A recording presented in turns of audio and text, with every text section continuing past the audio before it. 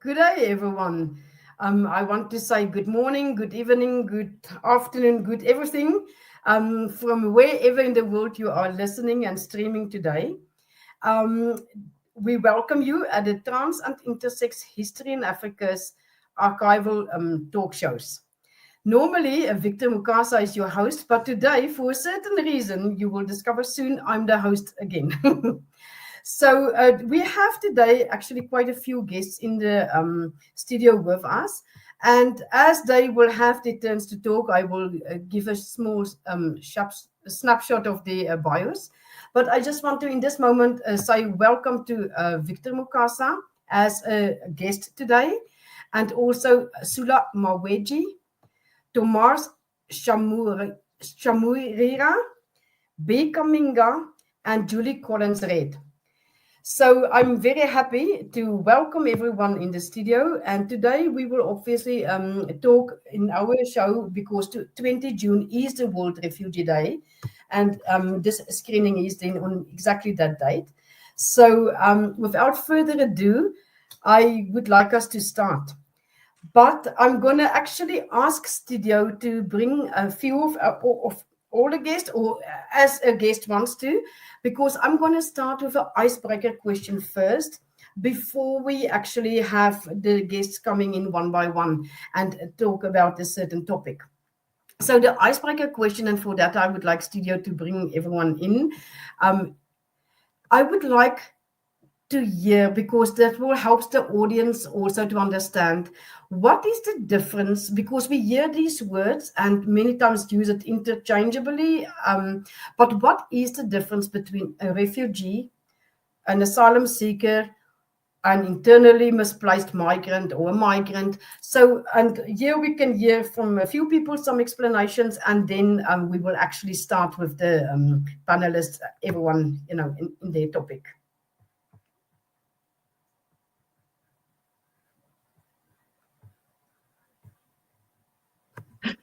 Well, since I've been put on the screen, um, so Welcome, Dee.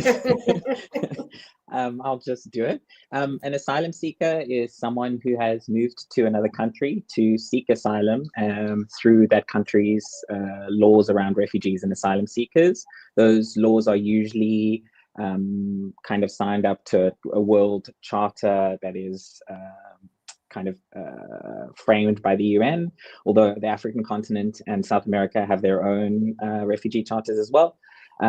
Once you are awarded, your case is heard, you're awarded, as an asylum seeker is awarded refugee status, then they are allowed to stay in the country that they've applied for asylum. An internally displaced person is a person who moves between spaces within their country. So they don't leave, they might move from north to south, or even within cities. And then migrant is someone who moves from one country to another.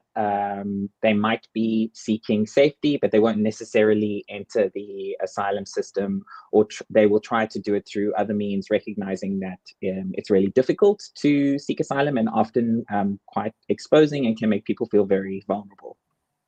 So therefore, to claim asylum in a certain country from another country, there's some kind of like criteria, right? Yeah, so there are 5 main ways you can seek asylum, and those are laid out by the UNHCR. And over the years, trans people and gay and lesbian people have sought asylum under persecution, but that hasn't always been, it's been law that's been developed rather than something that existed in the initial grounds on what you could seek asylum. And if we say a person misplaced, so it's not just me uprooting my things and go to somewhere else. That's not misplaced. It's my choice and I move.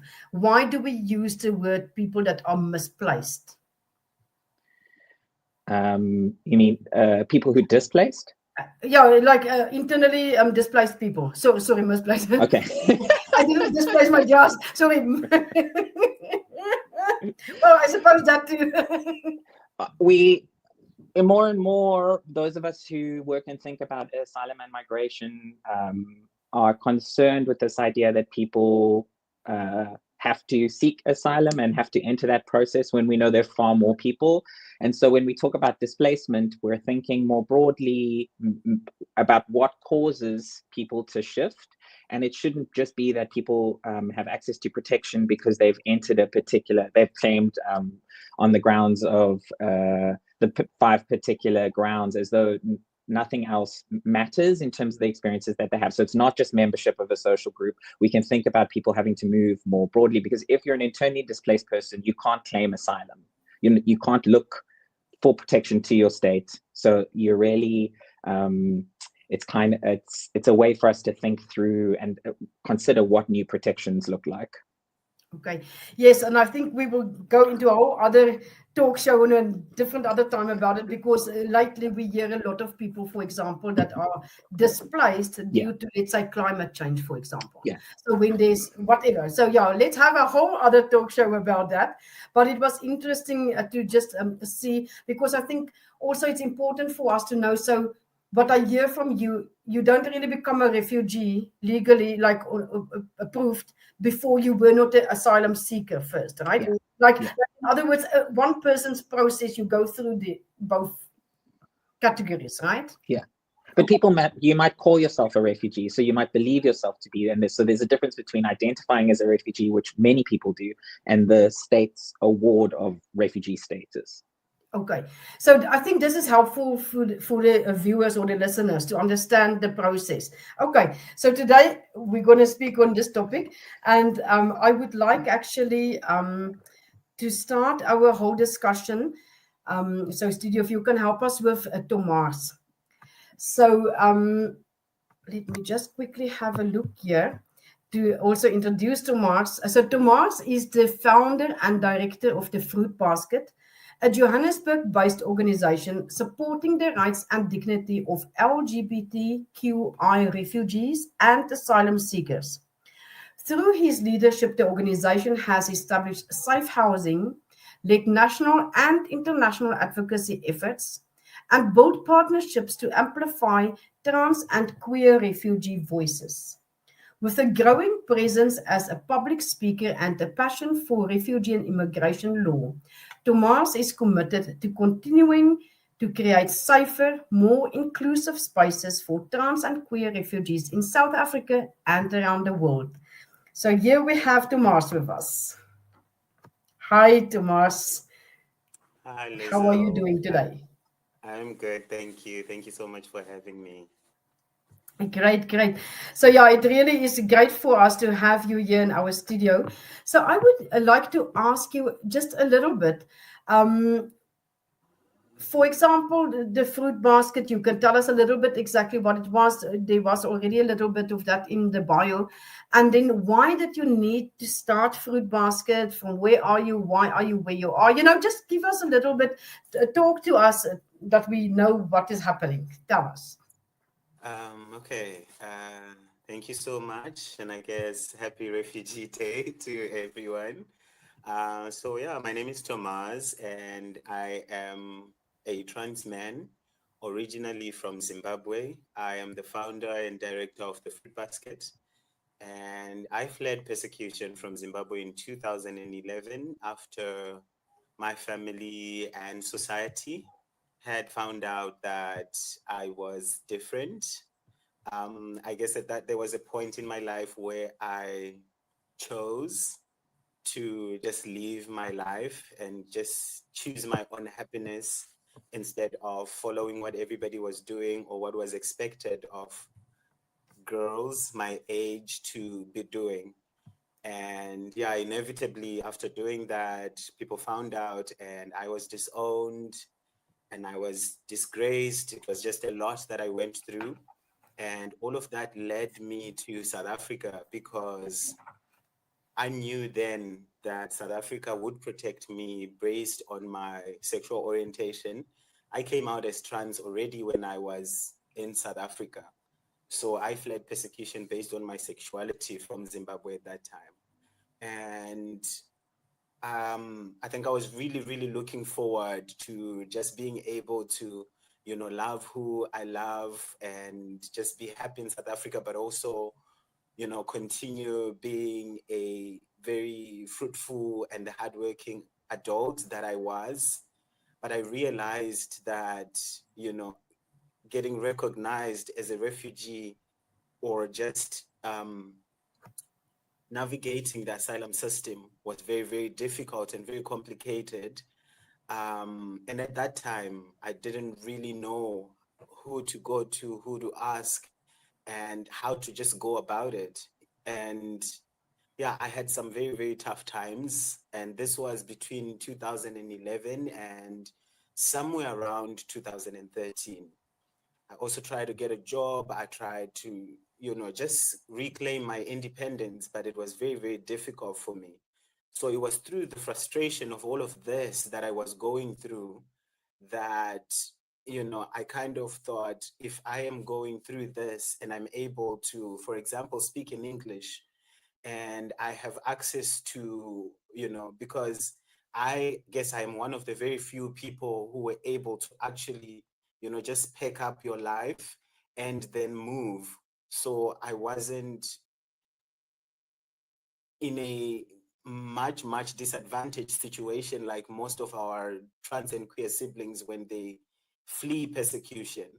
So I thought to myself, if I have all of these resources that I have, at my disposal, and I'm struggling like this to access all of the things that I need to just settle in South Africa, what more people that are coming from countries like Congo where they don't speak English because that's a French-speaking country? What are they going through, with that added layer of, language barrier on top? So I always like to say that the fruit basket was born out of frustration and passion as well. I'd always wanted to help people, but I didn't know where to start or how to even begin. But I found here something that affected me personally. I know that you don't have to just jump in when it affects you directly, but I think just this lived experience made it very, very easy for me to also kind of start. So, as I said, it was difficult at the beginning because I was new in South Africa. I didn't know many people. And I'm so happy that B is here because B is also part of the very first community that I made. He's one of the, they are one of the, sorry, they are one of the mentors that I found as I was just trying to figure out how to set the fruit basket up. And I think life and also the journey to build the fruit basket became quite easy when I started making this community. And I also found Gala, and yeah, everything just became easy. So initially the idea of creating the fruit basket was that, I help myself and others like me to navigate the asylum system. We sit down together, we figure out how to go about it. But also, as we were having our, gatherings where we were just meeting up to talk and discuss the challenges that we were facing, I came to the realization also that yes, as much as asylum and legal recognition is one of the biggest challenges, there are also challenges that the community is facing right now that needed to be met right now. So what did we do? So instead of just pursuing that, yes, that's the root cause of all of the challenges, but we can also do things, do something about the immediate needs that the community has.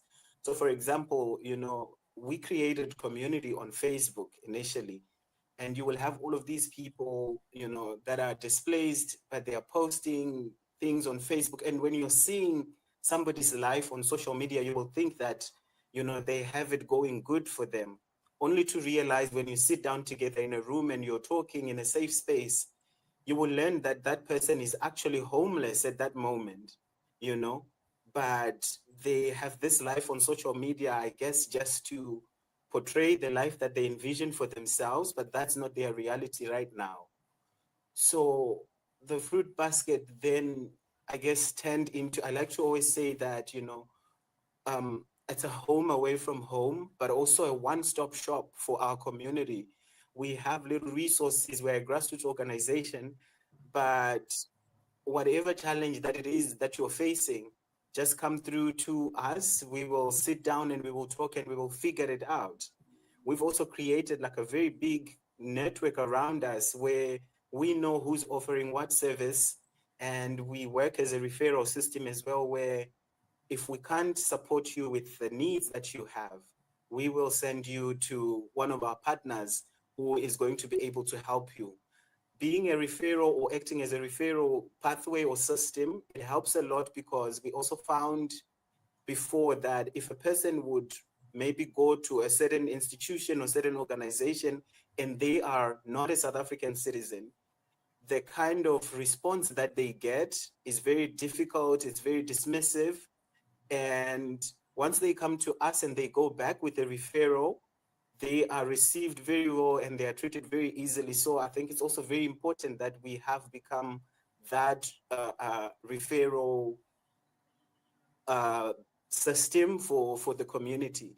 But yeah, the Fruit Basket now has grown to be an organization that is providing safe housing, that is providing skills and development training, that also has a relief program that has been running from the time that we started implementing in 2016 to this day, because again, we understand the challenges that our community faces, where if you're undocumented, it means that you are not able to work. It means that, you know, you don't have access to healthcare, you don't have access to anything, basically. You don't have access to education.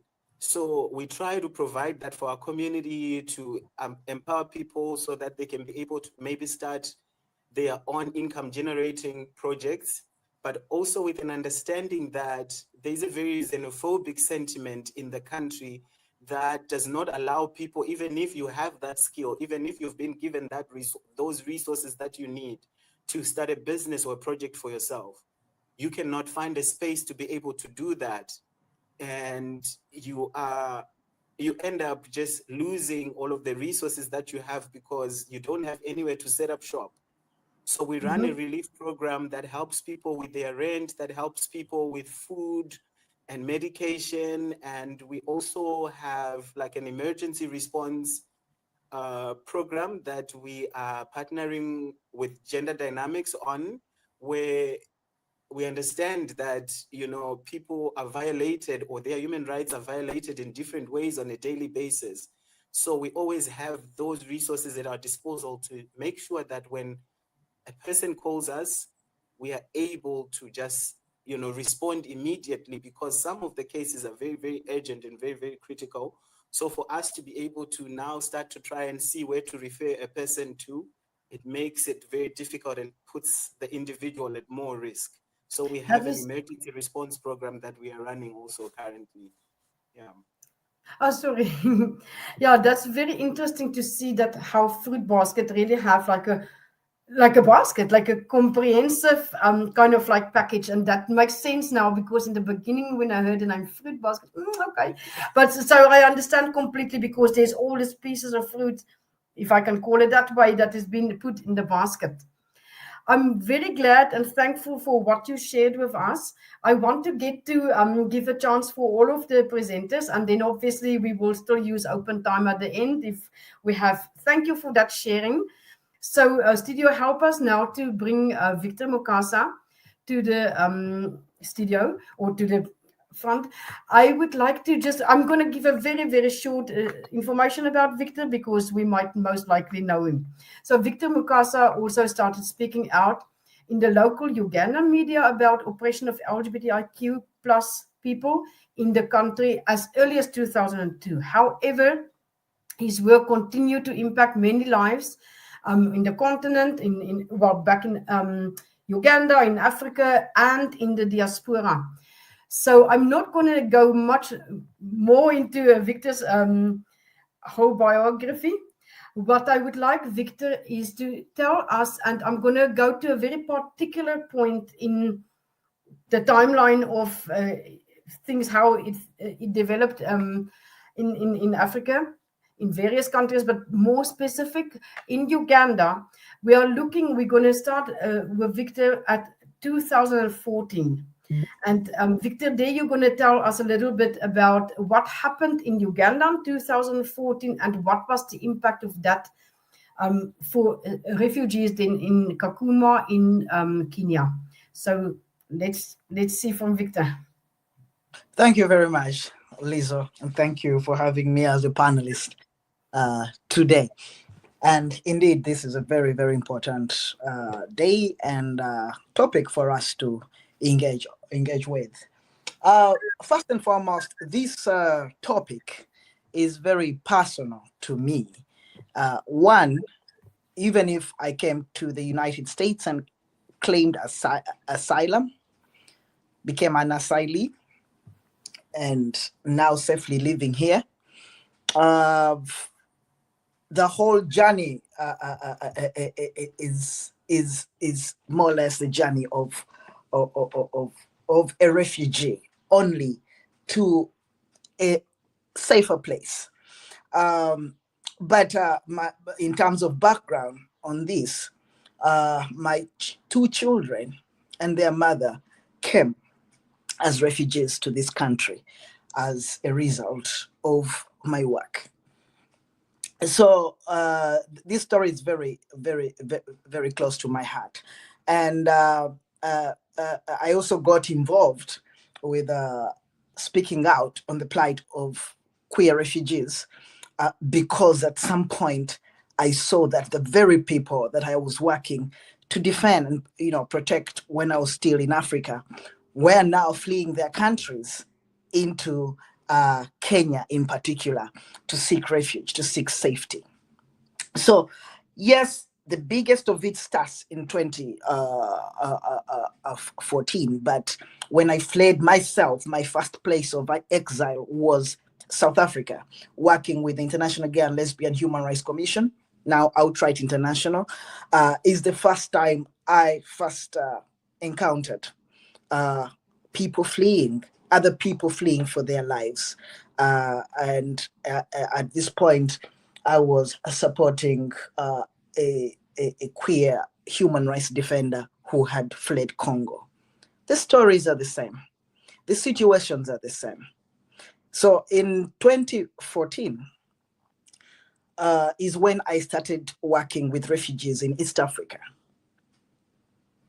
These refugees had fled Uganda, a few, some of the other neighboring countries of Rwanda, in Burundi, and Congo.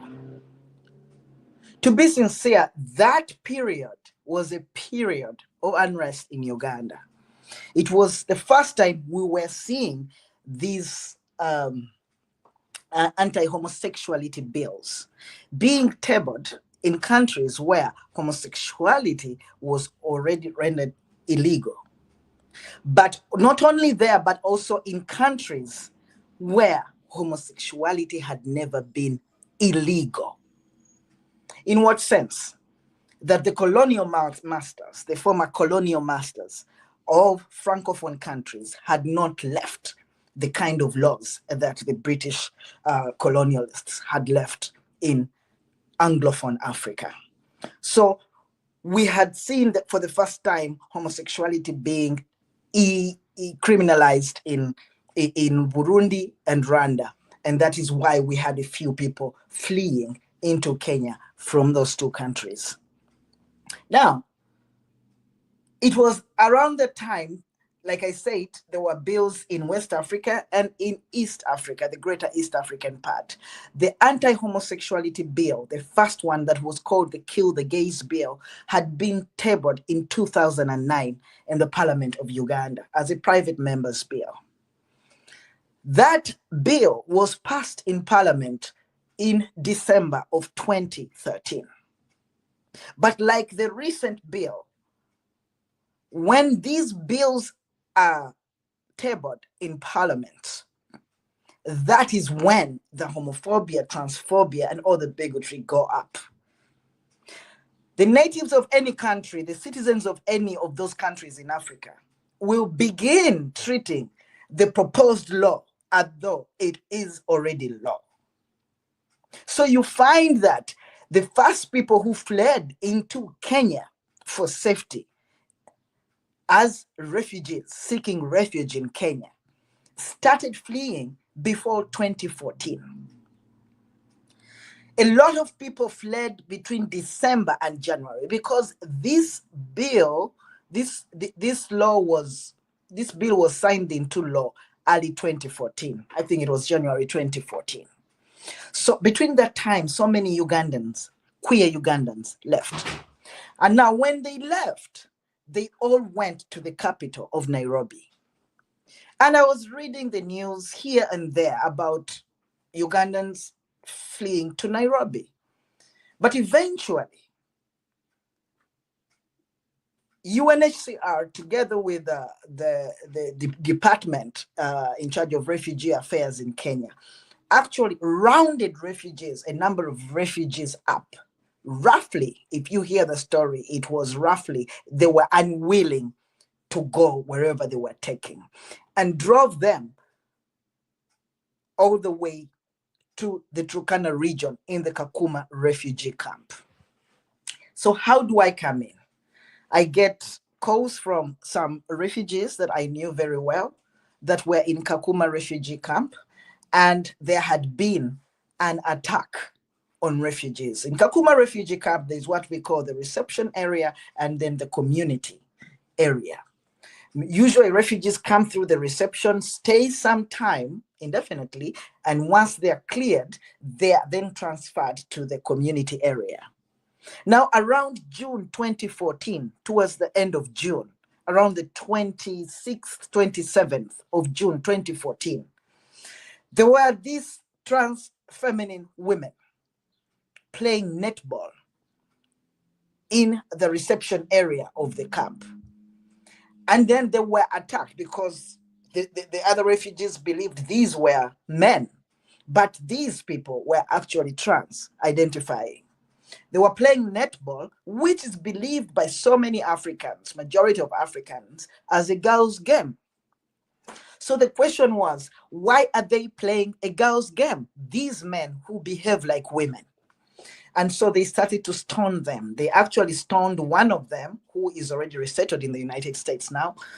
They stoned their feet.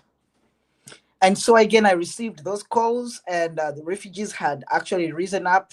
Long story short, they walked all the way. The ones at the reception gathered with the ones in the community area and walked to the UNHCR for a protest, and a peaceful protest. Of course, they were tortured.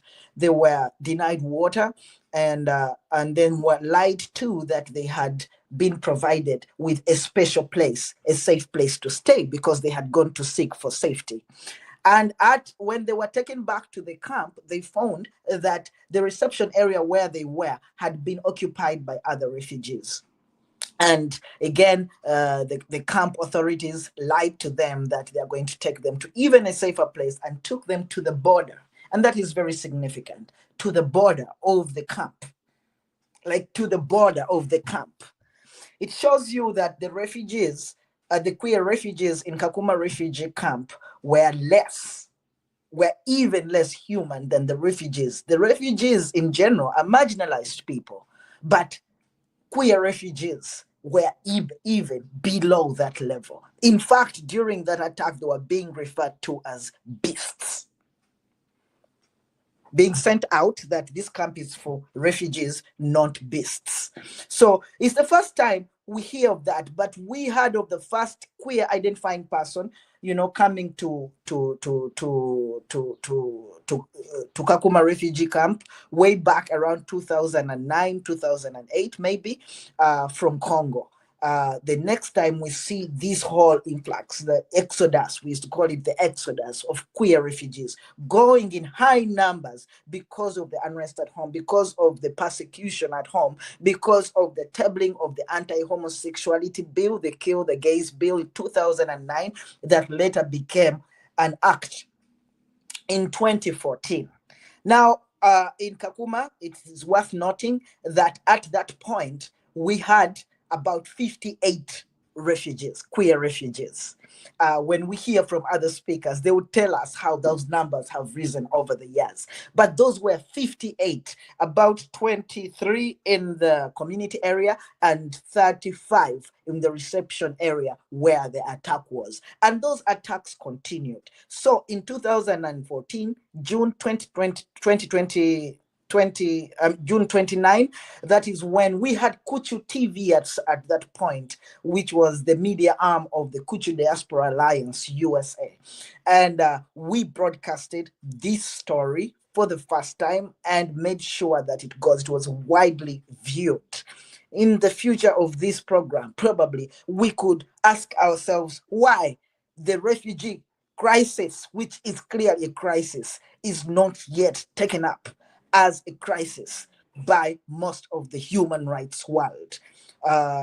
In terms of background, that is where I started from, and I have not rested till then. Even over the years, I have been there supporting refugees, and it's been the same things: attacks on refugees, there's no safety, police brutality, discrimination when it comes to acquiring, accessing services, including health services, and education. It has been horror both in the camp of Kakuma and also in the urban areas of Nairobi and others. Thank you very much, Victor, for all of that background. It is really very helpful to see how these things kind of like progress. And as you said, actually, it just don't stop. It just continue. It does not stop, because when I tell you the story of 2014, it is the same story of 2020. Yes. Refugees seeking safety, and the authorities, including UNHCR, sending back to the same place they have been attacked and not giving them the safety that they are looking for. Exactly what I want to claim, the legal status. Thank you. To proceed in whatever their life, actually, for that matter, right? So I want to actually speak now with Sulah, or not speaking, but that Sulah share with us also a little bit more of the current situation. But let me quickly give Sulah's bio. Sulah is a resilient queer Ugandan refugee and Kenyan community leader. Sulah champions LGBT plus rights, refugee dignity, and health awareness through his work with Safe Place International, the Nature Network, and the UNHCR. A creative at heart, he uses storytelling and film to amplify marginalized voices. Sulah's journey from adversity to advocacy, shared across podcast, media, and faith communities. Sulah has inspired many in and beyond East Africa. So Sulah, let's hear from you. I want to ask you a quick question, almost to like ease you into your moment of talking to us, because also I noticed that you are an urban refugee. So therefore, I understand you don't live in the Kakuma refugee camp, but so just tell us, how is that also different, just for the viewers to understand? Do people have choices, if I can call it that way, or what happens? Why do you decide to be an urban refugee? And then obviously tell us in the rest of your part also, like how is the situations? Basically what Victor said, is it still the same? Is there different things? So let's hear from you.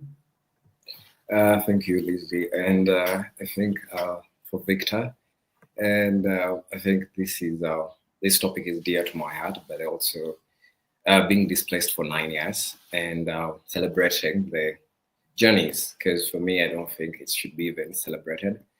And because people are still displaced, and people forget when people cross borders, they do not stop their lives. The journey still continues even when they're resettlement, when they go to these other countries. And I'm an urban refugee, and my name is Sulah Mawejje, and I'm Ugandan originally, but I live in Nairobi, Kenya. And I'm an urban refugee, and so legally, all refugees are back from 2014. There was an encampment policy that all refugees or asylum seekers were supposed to be either in Dadaab, Kalubaye, or Kakuma. and depending on certain grounds that exempt you from being the camp. That could be a chronic disease, that could be families who are in the camp, people who are here with families. So, and also urban refugees is someone who has chose officially or unofficially to reside in urban settings. That is not the camp, that is not the designated areas. And then also for some countries like Gorom, it's called settlements. It's not called camps. So I live in Nairobi, that is the capital city of Kenya. I do not live in the camp. For some people, it's a choice because it comes to a point where someone has to either choose to die or either choose to be alive. So people choose to self-relocate themselves from the camp, which is, I've been there through working with Safe Place. And the situation is bad, as Victor has said. The situation back in the camp. And the situation in Nairobi is not the best, but it gives a leeway to have kind of a dignified living, have a community, and also have a sense of where to run to in time of insecurities. And I arrived here in 2016, and I've been here for 9 years, and I've been able to find community, which was not easy. And it has been through meeting people like Victor, but also meeting people who are already displaced before I came into the country in 2016. So through that, through the Nature Network, there has been that network of people even before they are in Uganda. So we have organizations in Uganda that still refer or even make us aware that person X is going to be coming, but do you have space? Do you have accommodation? And refugee-led organizations have been a focal point and receiving these cases, because as Victor has also explained, we've had cases where the camp is, I think it's something like, what is the word? Lack of a better word, but it's a time bomb. And the UN and agencies that also implement know the dangers that comes with persons who are part of the LGBTQ plus community when it comes to expression, when it comes to our characteristics, but also when it comes to how we communicate. So there has always been that with the community in the camp, with people from different backgrounds. We've had people who have been beaten. I have friends who are now in Canada, US, who were beaten in camp, and these are actual real stories that happen. And people are really beaten without even the duty bearers engaging or even trying to save the person X who is being beaten because of being feminine or because of not being too manly for the society. And I've also I think currently we've had politically. As a refugee, I'm told not to engage with the politics of the host country. But over the years, for 9 years, the politics of Kenya has affected me as an individual, both directly and indirectly. So this is also in a way that currently having demonstration about the brutal killing of people in the country. And myself and my friends, we have ever been arrested. We have had a arbitrary arrest within the shelters that are safe for us. Police just decides to usher themselves in and arrest us. And this has been happening, and most of our friends have been in custodies. And what happens is that someone was killed in a custody in Kenya who is a Kenyan national. So this, for me as a refugee in the country, it makes me worry that if Sulah is captured or is arrested, what is my guarantee to be safe? If the police, if the duty bearers themselves are really killing people. So it's a scary situation, and we've had the anti-family bill, which we had, I think it was last year, where we had the anti-family conference that happened in Kenya. And this was the same lady that caused the anti-homosexuality bill in Uganda back in 2014. Is still the same person and still comes to Africa and still shares their belief of what a family means. That means LGBTQ persons were excluded from what the traditional families. And that scares me as a person who is gay, but a person who is also a refugee in the country. Because at Nature Network, we try as much as possible to use a family therapy model to ensure that we have a sense of belonging, we have a sense of family, but also a sense of affirming and determination and self-actualization. But if these families that we've tried to redefine, if they're excluded from what the Kenyan community thinks what a family is, so that means we're more target compared to what happens in the country, because we're not only going to be targeted for being refugees in this country, but also going to be targeted being gay, and then we're going to be targeted because of our nationalities. So it's scary for everyone. I think myself, I've had instances where I've been discriminated at a hangout, and I've been going there for 9 years, and it's very scary that even places of enjoyment that are being policed. We've had also safe houses like CBOs that we have in Kenya being raided by police. We've had transgender women who have been dressed, who have been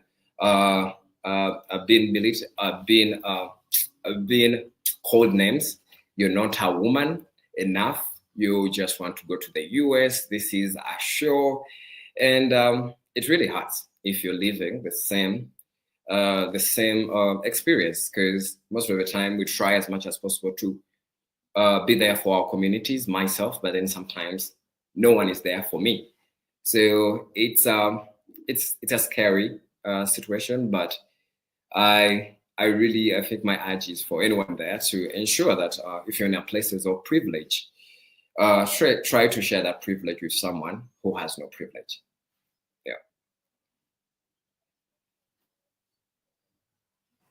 I was muted myself. Thank you very much for sharing this with us, Sulah. So yes, it is literally, as Victor said, the situation just continues, and which is really a sad thing actually today that we want to celebrate the World Refugee Day or commemorate it, or as I understand exactly what you say in the beginning of when you talk, like there's really nothing to celebrate. So that is the situation. I want us to now welcome Julie. So studio, if you can help us with Julie. Julie is a proud transgender woman who once feared for her life simply for existing. Growing up and living in Uganda, one of the most dangerous countries in the world for LGBTQI plus people. Julie was arrested, assaulted, and targeted for her identity and activism.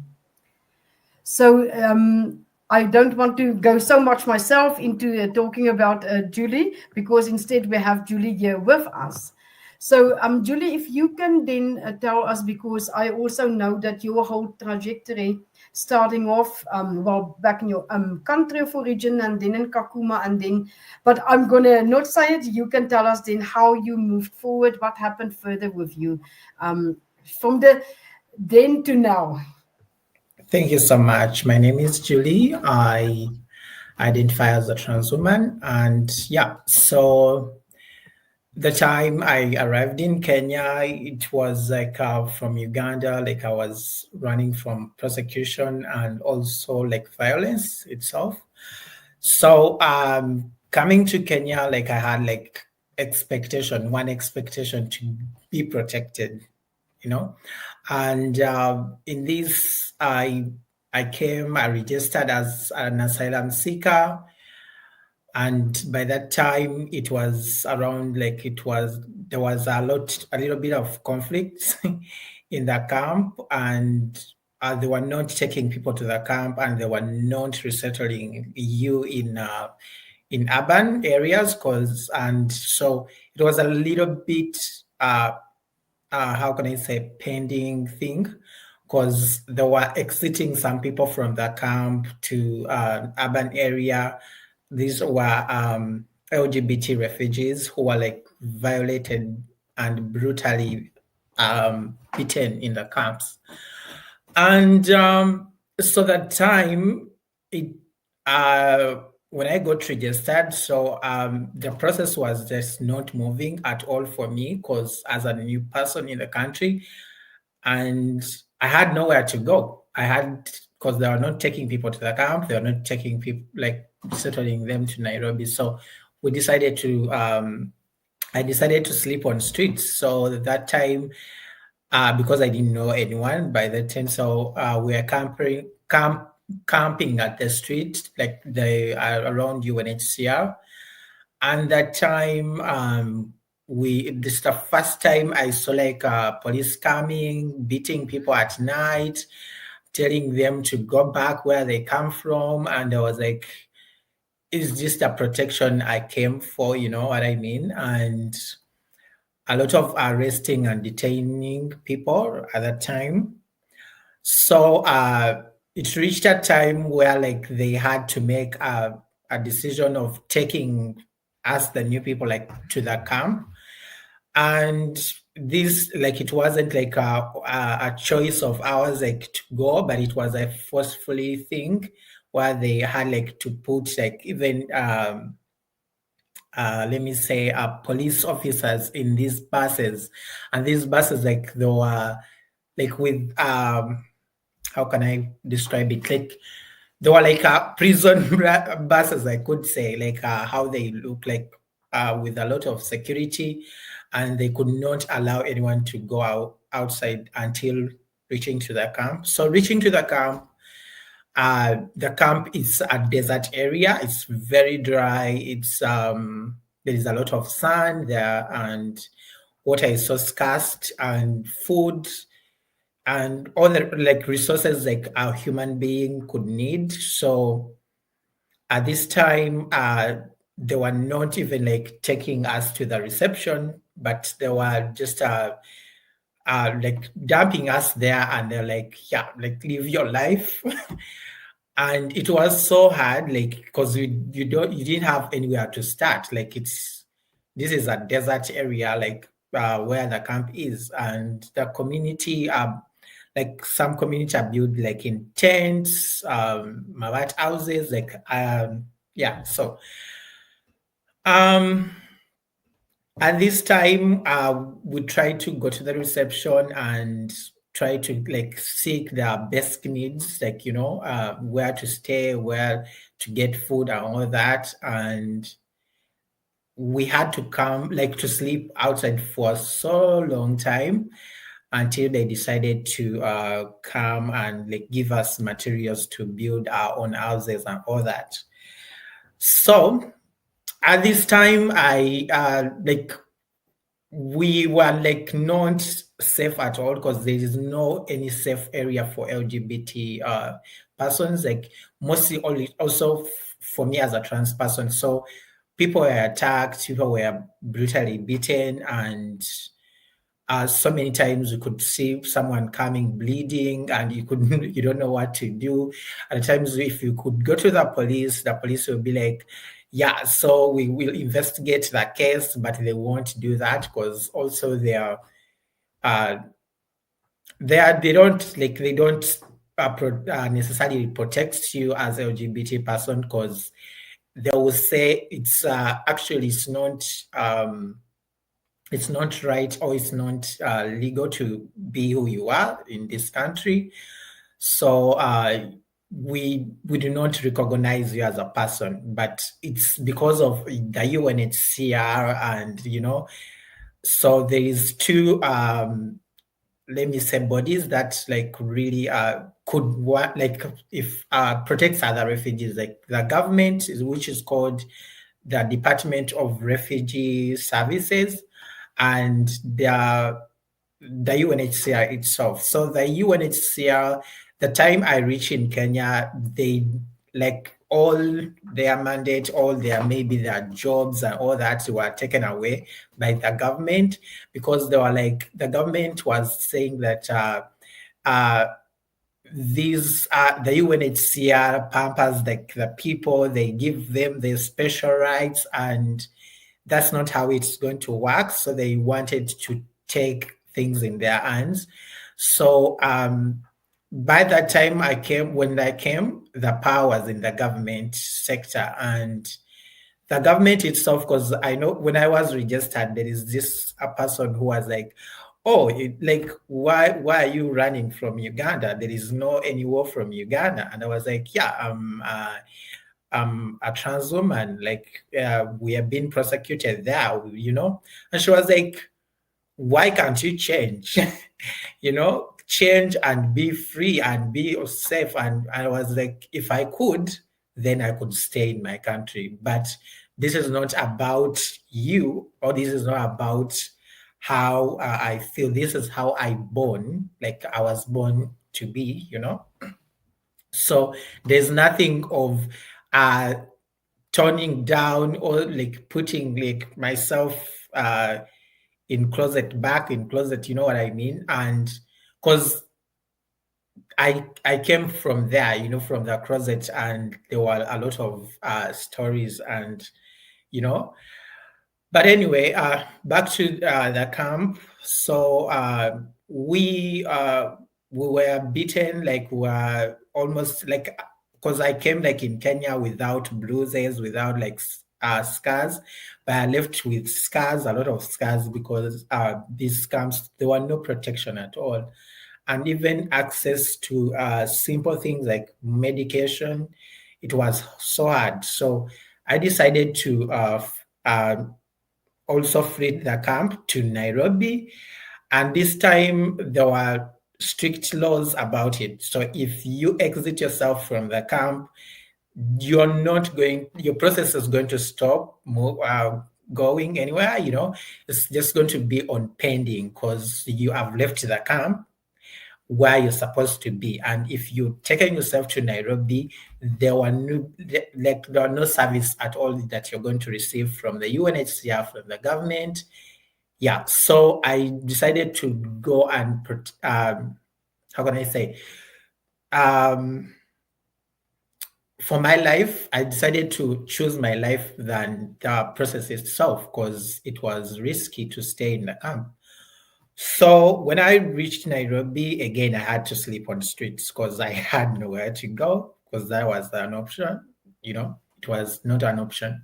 So camping outside of the UNHCR, it reached a time where I saw a lot of trans women suffering and all that.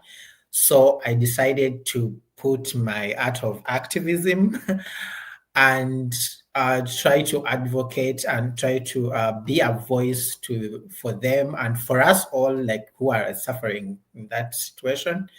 So that time they started calling me inside the UNHCR to talk about what I wanted, So these are the people who offered me to not talk about other people. They told me you talk about yourself. What do you need? And I told them I need protection. I need protection, and I need other fellow trans women also to get protection as well. So, and because they offered me to take me to somewhere to be safe and whatever, and I was but I can't leave other people outside, in the rain. It was raining season. There were no shelter, and I was can you please work on our cases? Can you please work on us as group, not me as an individual, as well as I want to be worked on as as well, but also I want these women to get out of streets. They are not safe. Some of them are sick. Some of them they were living with chronic diseases, so that they needed medication. So they refused to give me that deal. So I went outside, and I had to demonstrate again, and I had to speak on the top of my voice that we need help. And then I got the first arrest And they took me to the police station. They really, really beaten me like at the police station while I was on handcuffs. And then the time the UNHCR, I think, called them and like they were like, "Oh, you can release her, like if there's no case and whatever." So they released me. So I had to come back again, doing the same thing over again. And this was like arrest and arrest and arrest. So it reached a time where they were like, "No, we need like maybe to take her, maybe to detain her in a where like she has never known, you know." So they took me to this place. It wasn't a police station. It was so cold. it was an empty room. So they detained me there for almost a week. I didn't know where I was. It was so scary. I didn't know where like what they were going to do. But fortunately, they decided to let me go and they dropped me again to the UN. So again, I did the same thing because these people are still outside. And I didn't want us to, like, we wanted help. So this time around, they came with full force. The police, like, they came in numbers. They took me. This time they really beat me up and I couldn't even talk or like do anything because I was really beaten up in the custody. And so for almost a week, then they took me to court and they were charging me with disturbance and being unlawful in their country. But I wasn't unlawful because I was already like in the system. I was a refugee, you know. And yeah, so they charged me with those. And so also the judge, so like when we went through the court system, it took me time. But the judge saw that I was innocent because there were no evidence that I was unlawful, first of all, and I was creating disturbance because I didn't actually, I was just speaking with my voice, you know. So from there, I reached out to one of the persons, like an activist in Geneva. So she was like, "Yeah, Julie, I don't feel you're safe," because that time we were petitioning the government for not listening to us, for not protecting us, what they have said, like in their policies and all the right whatever, as refugees we are supposed to be protected. So we're petitioning that time. So petitioning them, it went to another level. Like they went like how can I say, the person we are petitioning like send us people like to attack us. One of two people are stabbed. Me, I was attacked. Like I was like in fear of my life, so I had to reach out to someone, and she was like, "Yeah, I'm going to fly you to Rwanda for your safety, and then you come back to Nairobi when it's a kind of safe," because by that time it wasn't safe at all where I was staying. So I had to flee to Rwanda again.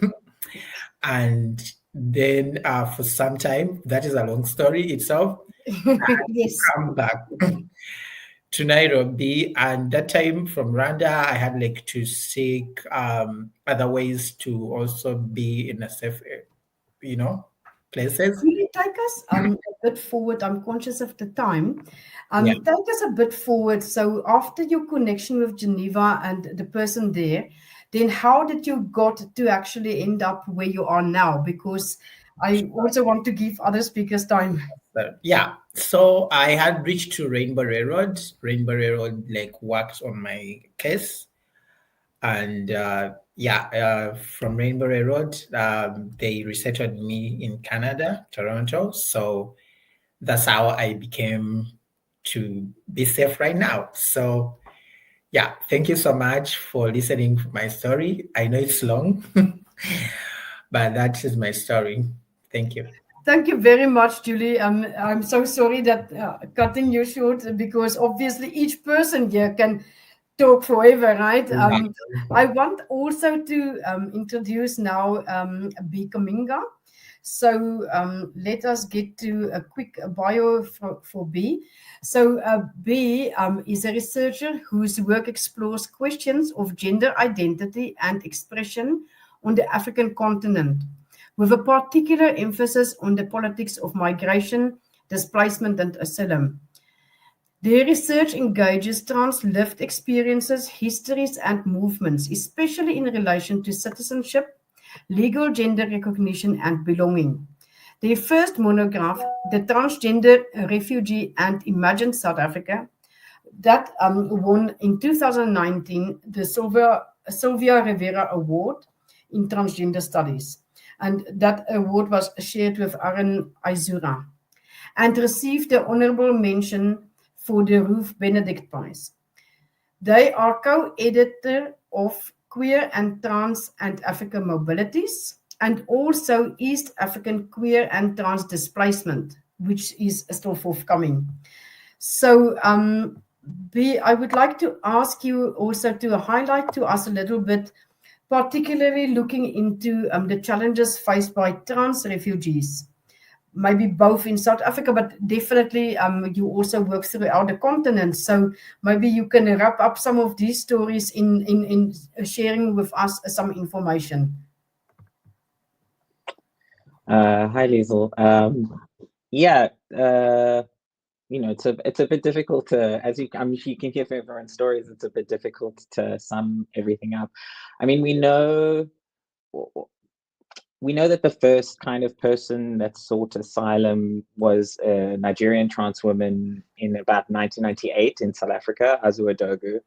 And at the time, South Africa was really the only country grappling with its constitution, then had the Refugees Act. And because the constitution protected transgender people, the Refugees Act also had to extend that protection and offer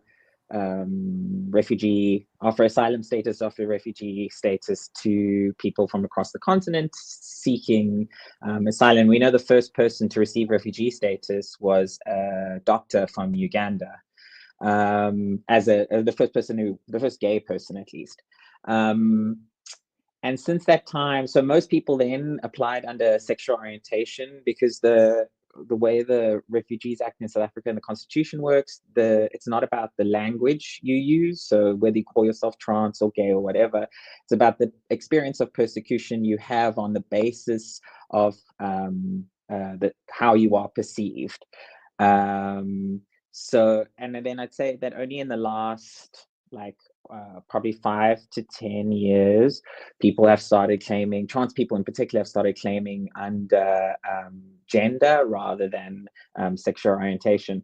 But that's kind of been coupled with a greater visibility of trans people across the continent and trans movements. And, as you heard from Victor, Victor played a key part, and so did you, in building those trans movements. And I think you'll acknowledge this, and maybe Victor will too, that in the beginning, though, when you built organizations and when you built movements, you didn't really think, when gender dynamics was established, it wasn't really thought, constituents of gender dynamics must also be refugees.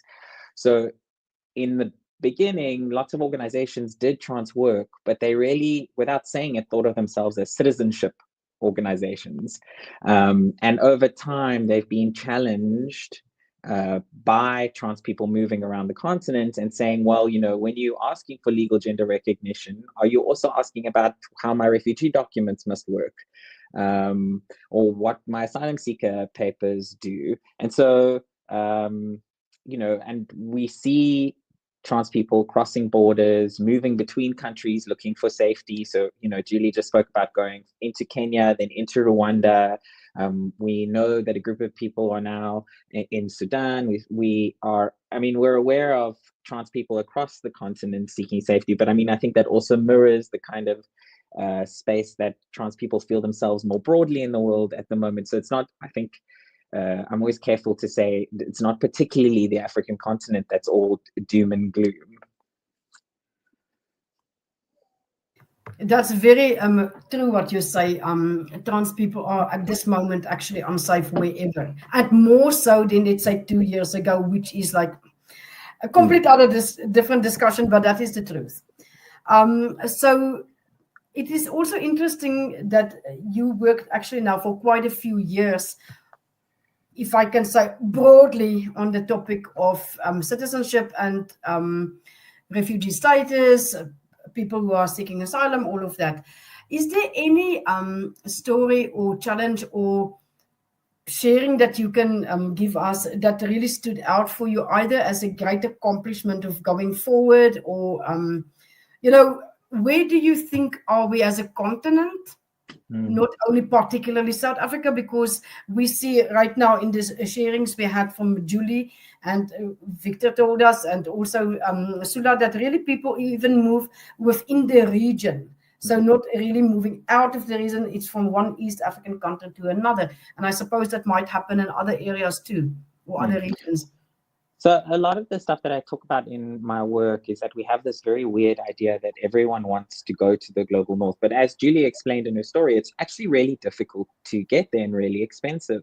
And so statistically, most trans people are still on the continents that they are fleeing from where their country that they're fleeing from is based. Most trans people are staying on the African continent and trying to find safety in that way. And we've seen, over the last few years, we've seen organizations which were formerly citizenship-based recognize that they need to start fighting for refugees and asylum seekers as part of their broader communities. And I think that's kind of stretched to organizations, what we mean by trans when we talk about we're fighting for trans rights. And I think that's been a really positive step.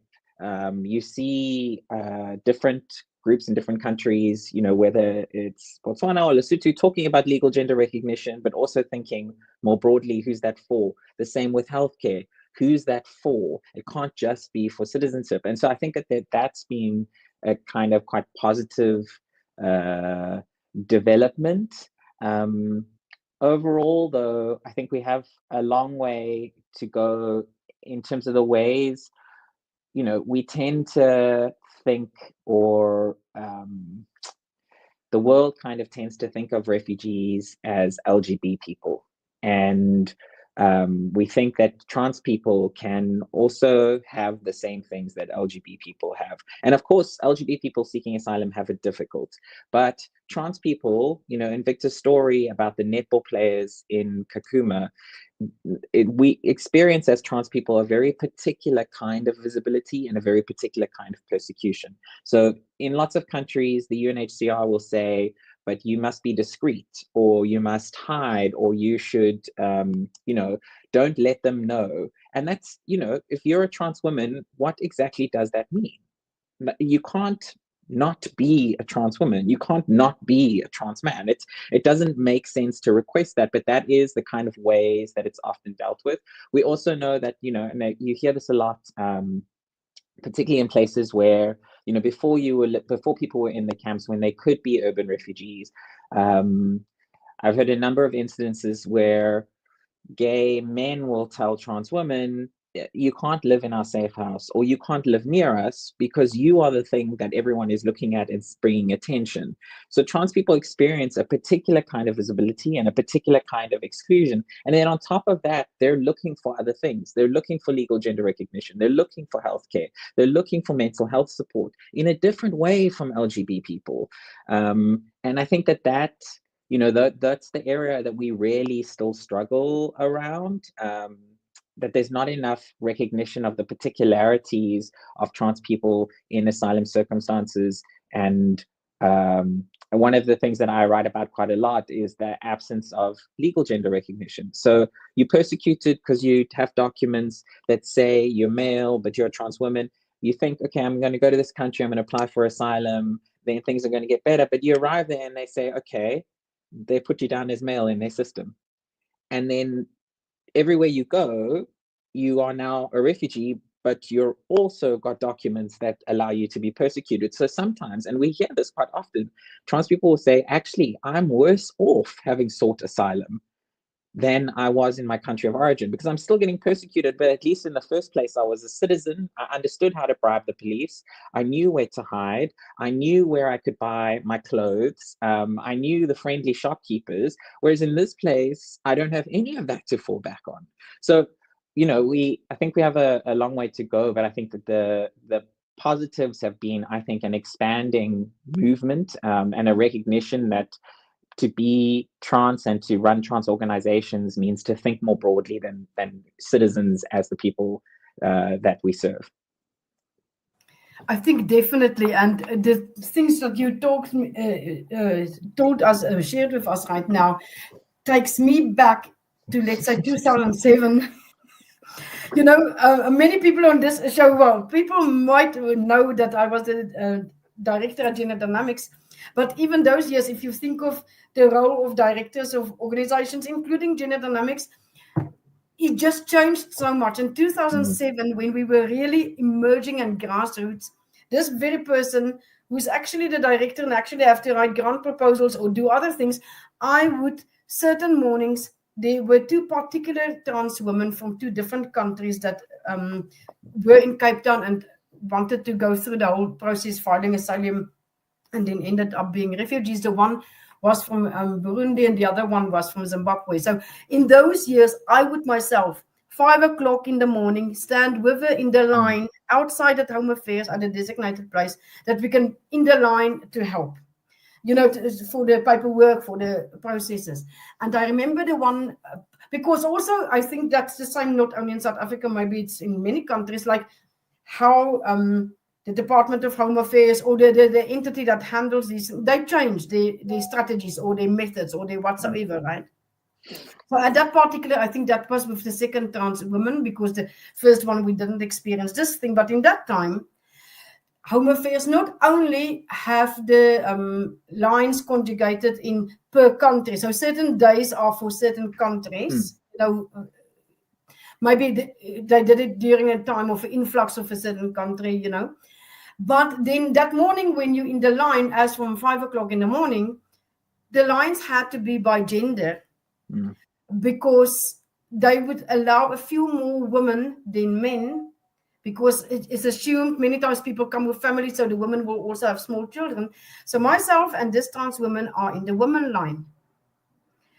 But then within the people from the same country, I mean, because it's really a very big competition, they would maybe only take 10, 20, however many, there's a cap of how many people they would take in, and proportion more women. So many of the people in the line would like to throw her with stones or do whatever they can to her, because they're just thinking she's a chancer. She just wants to advance in the line to get a better place. So this whole thing and how different countries and the departments handle these things are so different. But it's like that all over, that in one place you can arrive. So there's a woman from Egypt last year who arrived in Greece, and they said to her, so if you cross the Mediterranean, right, you are exposed because you're on the boat. And there's no one around, there's no police or anything to protect you, and so she crossed covered but dressed in trousers, in male clothing. But when she arrived in Greece, she applied as a trans woman, and they said, oh, but you crossed the boat in trousers. So so trans people are ultimately left in a very difficult circumstance as to how do I prove that I'm trans, but how do I also get to somewhere safely to make the claim in the first place? And then when I do make that claim, let's say it's a country like Kenya, because the protection is provided by the UNHCR, but the country still criminalizes, there's no real system to put on the computer when they apply that this is actually a trans woman, because that shouldn't be possible at this point in time. So there's special notes on files, and it requires then someone to know that there's a special note that exists to indicate. So there's all these little things that make it just slightly harder for trans people to find safety and security. Definitely. It's just one extra hoop to jump through. Yeah. I want to see with studio to help us to bring all the guests in. I thought we would not be everyone, but I think that we can maybe do because I'm looking at a time. So I want us maybe as a group to be here in the studio that we can just quickly converse and all of that. And then we will shortly close out. This was an extremely interesting topic. So yes, a studio, help us to bring everyone back in.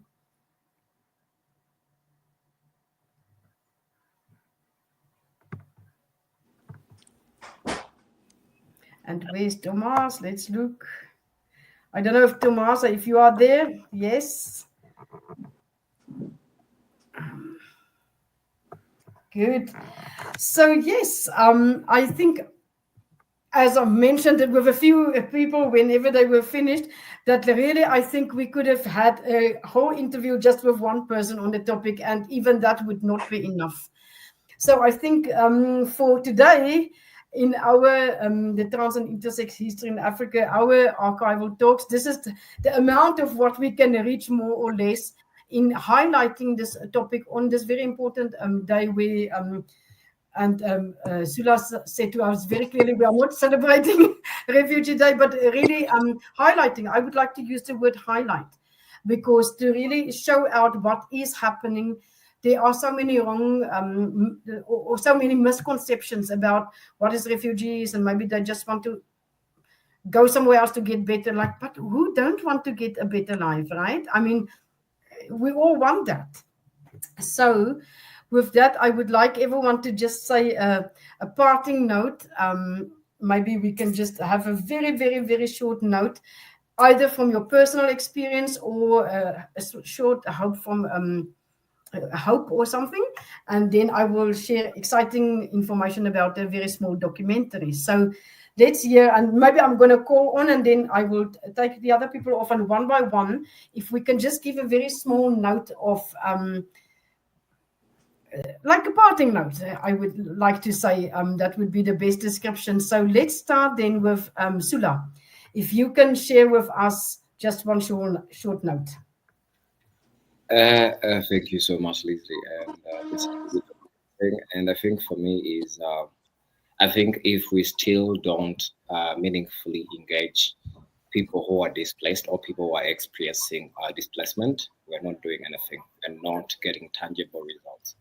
We need to have people like Sulah, people like Thomas, people like Julie, people like Victor be at the center of what it means to design policies. So if we are not at the center or we are not at the table, that means there is no tangible results. And that's why we're here.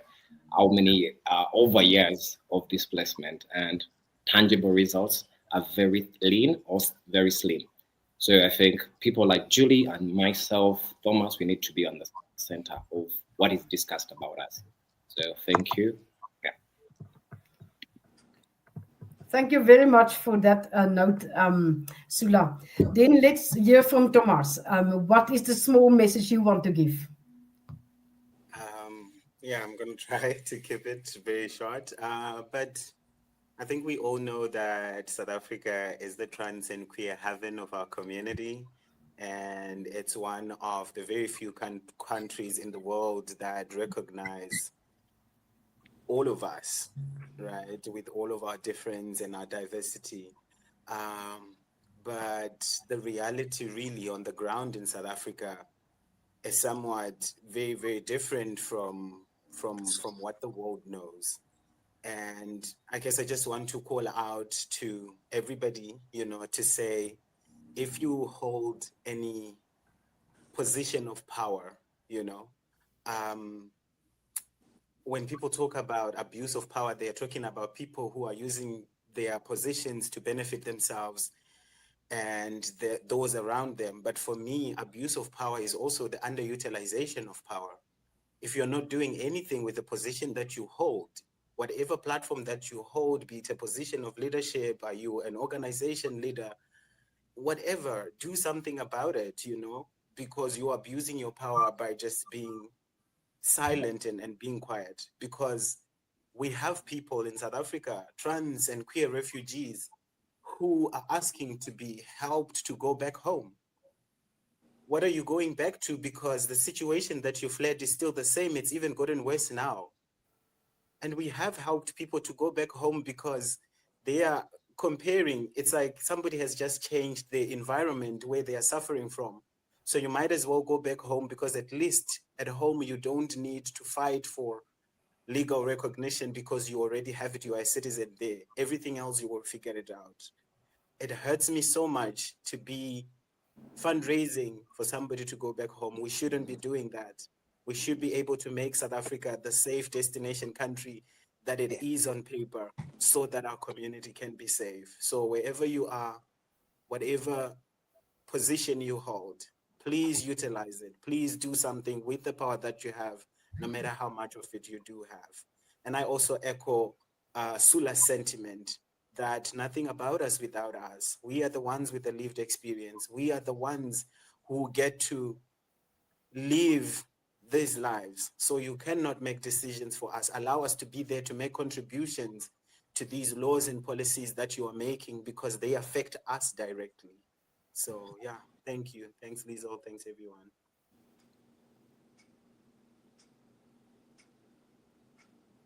Again, I was muted. Thank you for sharing that with us, Thomars. And then, Julie, also your short message. Yeah, so my message could be like trans issues are different from LGB issues.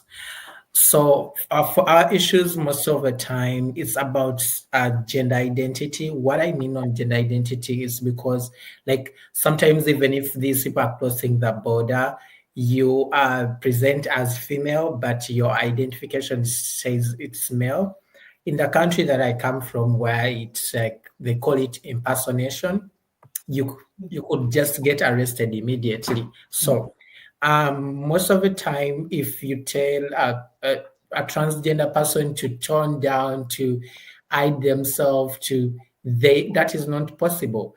It's not about sexuality. It's about how we identify, how we visibly appear. You know what I mean? So most of the time, if it is about trans women, please take more a chance to listen to these stories and what they are going through, because it's a lot mentally and physically what we go through.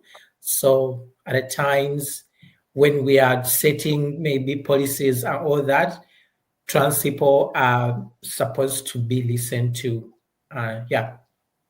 Thank you very much, Julie. And then also, B, if you can send us a parting note. I mean, I don't have much to add. I think everything's been really wonderfully noted by Julie, Sulah, and Thomars. And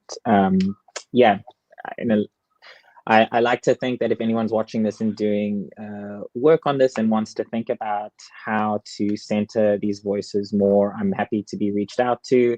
And I think that the documentary that's going to be shown at the end, created by Sulah in conjunction with me and my colleague John, is a really important example of how to do the things that we're talking about. Thank you very much for that. Victor, I left you for last. What is your parting point? Thank you so much, Liesl. For me, I think that I have a message to, human rights, the human rights fraternity. And the question I have in this message is, when is this crisis enough? Mm-hmm. Because a lot of us believe this is a crisis. When do the rest of us take it and treat it as a crisis? We have lost lives in this process. More sites of violations against queer refugees are coming up. At one point, we are talking about Kakuma refugee camp, urban areas in Nairobi, and then in Johannesburg, South Africa in general. Now we talk about Zambia, queer refugees in Zambia facing the same violations. We are talking about refugees in Sudan. In Sudan, that queer refugees have to flee from Kenya, from Kakuma refugee camp, into war-torn areas for safety. When do we see this as a crisis. We have lost children of refugees. We have had the people who should be protecting actually harming queer refugees. When do we take it as a crisis? The excuse of this is a confusing situation. Just because some people have abused the process, they are not gay and come and pose as gay to go abroad, to use the system to take them to greater areas, does not erase the fact that queer people are actually suffering. It does not erase the fact that they are not special as human beings, but that their issues are very, very unique and should be taken as that and treated as that. Queer refugees are the lowest of refugees who are generally a marginalized community. Queer refugees, many of them are victims of violations with silence from other refugees. A refugee can be a woman running away from domestic violence. A refugee can be fleeing war. But when they're in the refugee camps, those refugees are generally or relatively safer than queer refugees who actually face homophobia within these African refugee camps. When do we take this as a crisis? We have lost a body. We have lost a refugee at the compound of the UNHCR in Nairobi. When do we take it as a crisis? It is time for us to see queer refugees as human beings. Because when the violations that happen to to refugees all over happen to queer refugees and we remain silent, it means we are agreeing that queer refugees are not human enough. And for me, my call is to the human rights fraternity, to the United Nations, to human rights organizations, international, regional, and local, to rise up and take this as a crisis and save lives. And on that note, we're going to end. Victor, Sulah, Thomars, Julie, B, everyone, thank you for sharing what you had to share. It was actually a very strong and almost really a painful discussion as well. So we highlighted it instead of celebrated. On that note then, I would ask a studio to help us. I'm going to read a small little introduction about the documentary that we're going to show. So as the show is closing out, if you're interested, don't leave yet. This is a 16-minute documentary by the name The First. The First spotlights the voices and experiences of LGBTQI plus people who have left their homelands in search of freedom and safety. Most of the people featured are from Uganda. They came to Kenya after the Anti-Homosexuality Act took effect in 2014. This law was later struck down on procedural grounds after the Constitutional Court ruled that Parliament quorum had not been met. And I think the rest of this we will see it then through the documentary. It's only 16 minutes and we really, really invite you to actually stay on and look at it because it is indeed very, very interesting. So therefore, studio, help us show the documentary to us.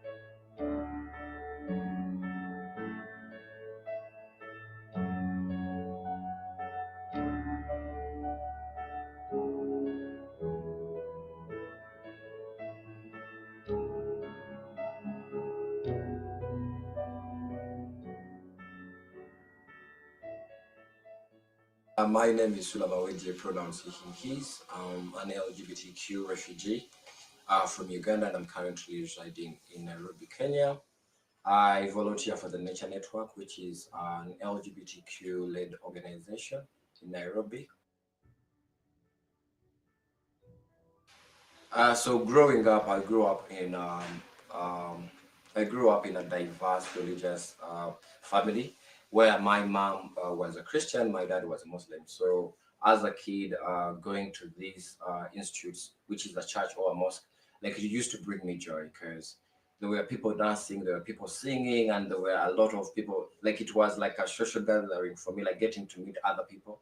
And for me as a kid, I remember I was every time that would go, Sunday would reach or Friday, I was very excited. So that is something that, as a kid, I was very excited about religion. I was very, very excited.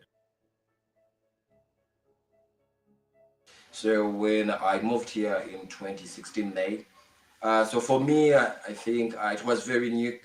Kenya is very new, like it's very different from Uganda. And then the fact that, there are times that when I came into the country, I was homeless, and even getting, registered by the UNHCR, it was very hard because by the time the government was shutting down camps, which is one of the biggest camps, a refugee camp in Kenya, which is Kakuma, there is the Dab. So by the time they were trying to close, the camps.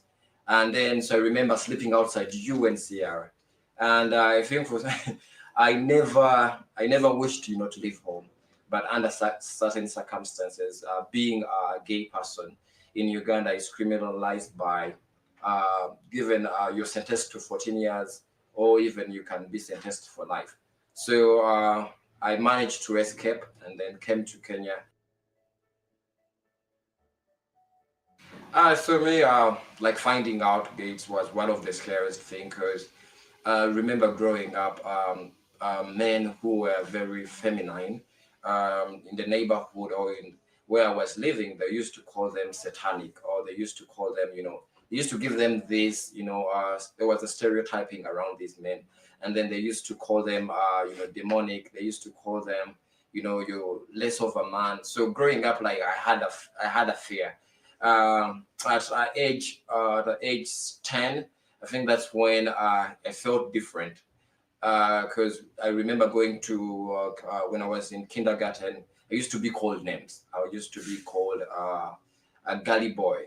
And then me as a kid, like it didn't really, hit until I got to high school when people started saying things, and I'm like, okay, I think because usually back in the days, my mom would let me, be myself, and wear put on my sister's clothing.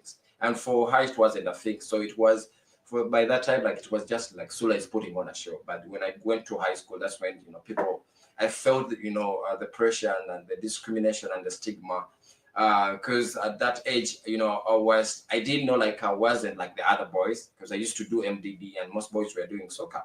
And then at some point I felt like deep down, I was like, probably there is something wrong with me. I tried, because I having a religious background, I tried as much as possible to pray about it. God, don't make me the man that, they call demonic and all that. I prayed a lot about it, like, becoming there. I was very scared.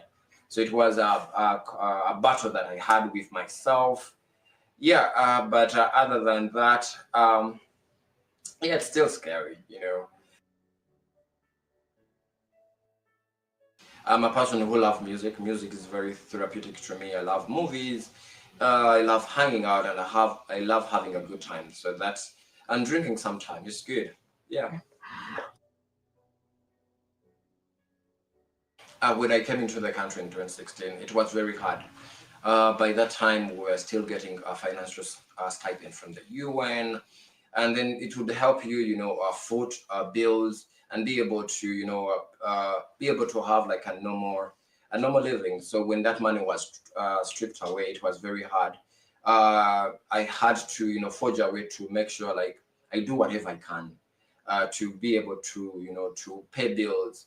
Because I didn't know anyone, and I had I couldn't work. I didn't know like where to approach or what avenues I could, I could reach to be able to, get employed and all that, and with all the legal documents that I had.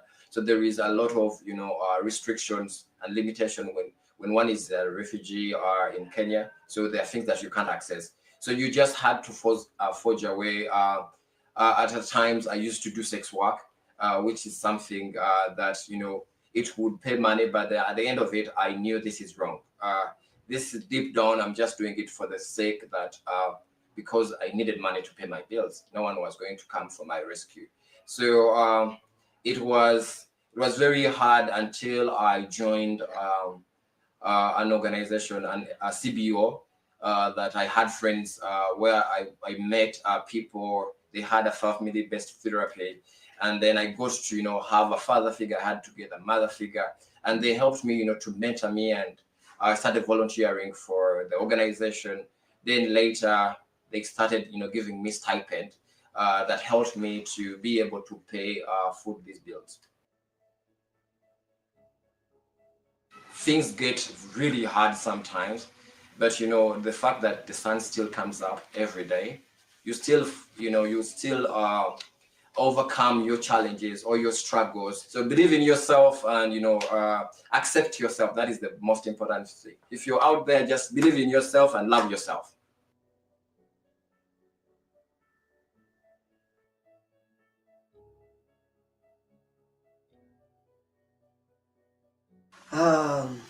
I'm Mama Makeba, a trans woman, and I'm an asylum seeker in Kenya. Yeah, I love myself.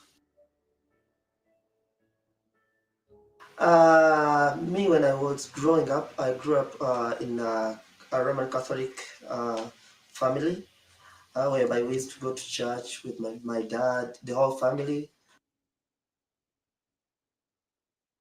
My first experience, it wasn't so nice. I got my friends here. They connected me to a CBO, which is called Nature Network. Then I started life, a normal life. I thought that I was abnormal. I was staying in a straight life. People are straight, they love women, but me, I wasn't interested.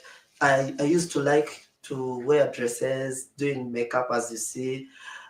So accepting myself, it pained me, and it was, being in a trauma of seeing your friends loving women, enjoying life, and even they used to make jokes. Why don't you love women? Then you are like, I'm Mama Makeba, I'm a trans woman. I was so heartbroken, and it took a lot of time for me to recover. I love music. I love dancing. I love clubbing.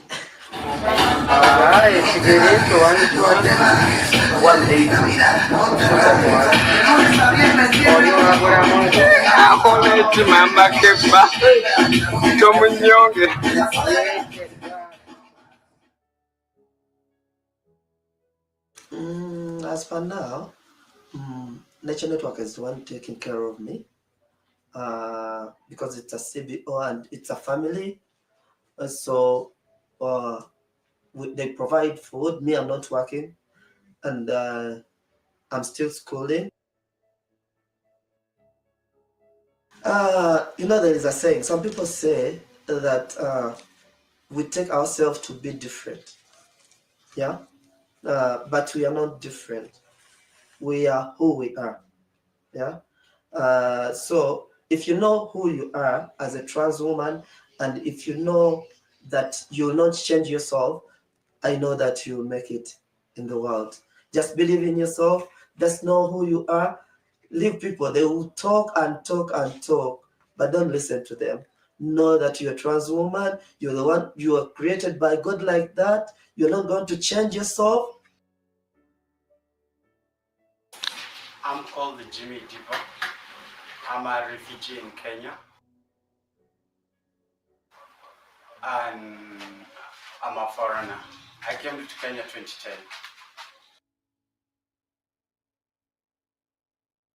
My name is Pastor Grace. I'm a Presbyterian and a lecturer at the Presbyterian University, and I teach theology. My first experience with the LGBTQ community was at St. Paul's University. The very first day the pastors were being sensitized, and almost 700 pastors were trained within a period of 4 months. And I was really happy to get that information because previously Kenya was very bad, and for pastors, we never believed in the community. We thought it's something that belongs to the devil. And once you mention that community, you feel so bad. Yeah. And mostly, if you are talking about the queer communities, like you don't know God, and you face rejection, and many pastors would lose their jobs. So after the training, I came for a course at Action Aid International, Gong Road, and this is the time I came face to face, sharing a desk with the queer community. It was very exciting, but for the first day, it was very scaring because we, as religious, we were so judgmental, and we thought probably this is devil worshipping, and we were just so scared and said, Sodom and Gomorrah and all that. But somehow we could remember what we have been taught at St. Paul's University, that everyone belongs to God and this is divinity. So somehow we managed to be there for a week. And one exciting thing after being taught about the dehumanizing texts, Leviticus, the Romans and Paul's, and especially the Sodom and Gomorrah, I thank God by that day we were able to share the desks and we were able to speak together. The stories came out very well, and especially the stories of mistreatment, emotional abuse, about the way they ran away from their country.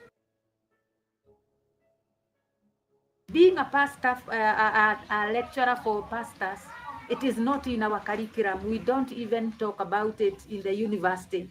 It's you can be discriminated.